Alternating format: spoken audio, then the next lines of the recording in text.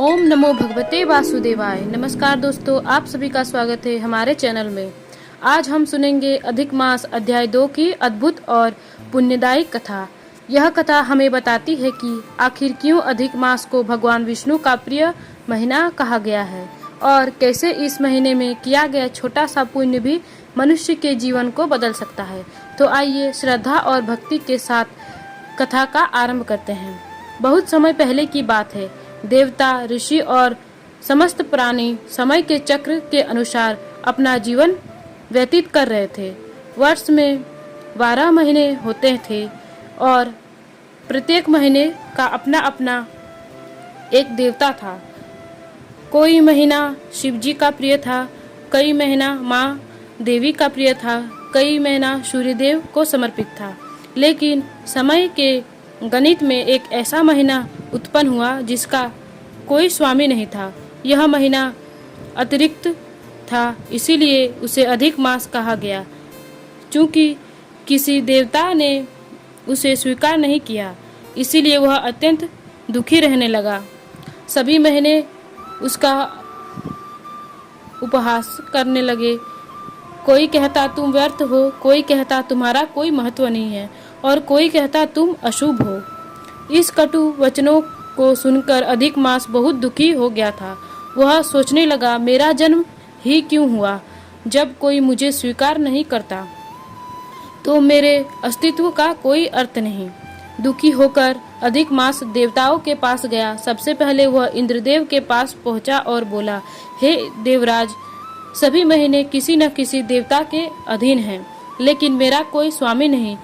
सभी मेरा अपमान करते हैं, कृपया करके आप मुझे अपनाइए। इंद्रदेव ने कहा, हे मास, मैं तुम्हारा सहायता नहीं कर पाऊंगा, लेकिन यह कार्य मेरी शक्ति से बाहर है। तुम्हें स्वयं भगवान विष्णु के पास जाना चाहिए, वही तुम्हारे दुख को दूर कर सकते हैं। यह सुनकर अधिक मास और भी निराश हो गया, लेकिन उसके मन में एक आशा की किरण जागी। वह वैकुंठ धाम की ओर चल पड़ा। मार्ग बहुत कठिन था। चारों ओर अंधकार, अकेलापन और अपमान की पीड़ा थी, लेकिन अधिक मास ने हार नहीं मानी। वह निरंतर भगवान विष्णु का नाम जपता हुआ आगे बढ़ता रहा। कई दिव्य लोगों को पार करने के बाद वह वैकुंठ पहुंचा।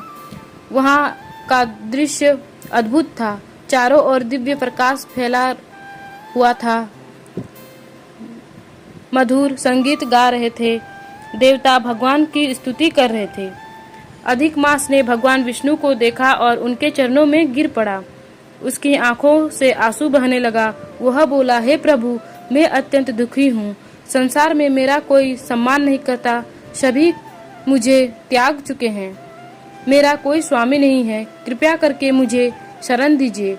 भगवान विष्णु ने करुणा से उसकी ओर देखा। उन्होंने कहा, हे अधिक मास, दुखी मत हो। जो संसार से ठुकराया जाता है उसे मैं अपनाता हूँ। आज मैं तुम्हें मेरे प्रिय रहोगे। मैं स्वयं तुम्हारा स्वामी बनूंगा। यह सुनते ही अधिक मास की आंखों में आनंद के आंसू आ गए। भगवान विष्णु आगे बोले, आज से तुम्हारा नाम केवल अधिक मास नहीं रहेगा, तुम पुरुषोत्तम मास कहलाओगे। जो भी मनुष्य इस महीने में भक्ति, दान, जप, तप और कथा श्रवण करेगा, उसके अनेक योगों के समान फल प्राप्त होंगे। भगवान ने कहा, इस महीने में किया गया छोटा सा पुण्य भी अनेक गुना होकर फल देगा। जो व्यक्ति श्रद्धा से मेरा स्मरण करेगा, उसके पाप नष्ट हो जाएगा। यह सुनकर सभी देवता आश्चर्यचकित रह गए। भगवान विष्णु ने आगे कहा, जो मनुष्य पुरुषोत्तम मास में स्नान करेगा, गरीबों को भोजन कराएगा, तुलसी की पूजा करेगा, गीता का पाठ करेगा और सच्चे मन से मेरा नाम लेगा, उसके जीवन के कष्ट दूर होंगे। इसके बाद भगवान विष्णु ने अधिक मास को अपने हृदय से लगाया। उसी क्षण अधिक मास का अपमान समाप्त हो गया। देवता भी उसका सम्मान करने लगे। सभी ऋतुओं ने कहा, यह महीना अत्यंत पवित्र है। इसमें किया गया भक्ति कार्य सीधा भगवान तक पहुंचता है। दोस्तों, यह यही कारण है कि अधिक मास को पुरुषोत्तम मास कहा जाता है। अब कथा में आगे एक सुंदर प्रसंग आता है। एक नगर में एक गरीब ब्राह्मण रहता था। वह अत्यंत निर्धन था। उसके पास भोजन तक की व्यवस्था नहीं थी, लेकिन वह भगवान विष्णु का बड़ा भक्त था। जब पुरुषोत्तम मास आया तब उसने निश्चय किया कि चाहे कुछ भी हो जाए वह पूरे महीने भगवान की भक्ति करेगा। वह प्रतिदिन सुबह नदी में स्नान करता, तुलसी को जल देता और भगवान विष्णु का नाम जपता। उसकी पत्नी ने कहा, हमारे घर में भोजन नहीं है, बच्चों के पास वस्त्र नहीं है, फिर भी तुम पूजा पाठ में लगे रहते हो। ब्राह्मण मुस्कुराकर बोला, भगवान पर विश्वास रखो, पुरुषोत्तम मास में की गई भक्ति कभी व्यर्थ नहीं जाती।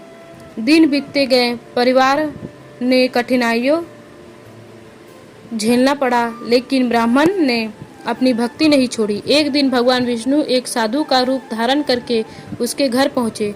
उन्होंने कहा, हे ब्राह्मण, क्या मुझे थोड़ा भोजन मिलेगा? ब्राह्मण की पत्नी परेशान हो गई क्योंकि घर में केवल थोड़ा सा आटा बचा था।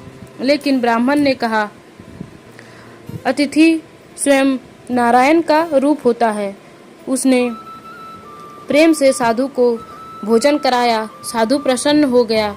उन्होंने आशीर्वाद देते हुए कहा, तुम्हारी दरिद्रता समाप्त होगी। जैसे ही साधु वहां से गए, घर में चमत्कार होने लगा। आज के भंडार पर भर गए, धन आने लगा, परिवार सुखी हो गया। तब ब्राह्मण समझ गया कि वे स्वयं भगवान विष्णु थे।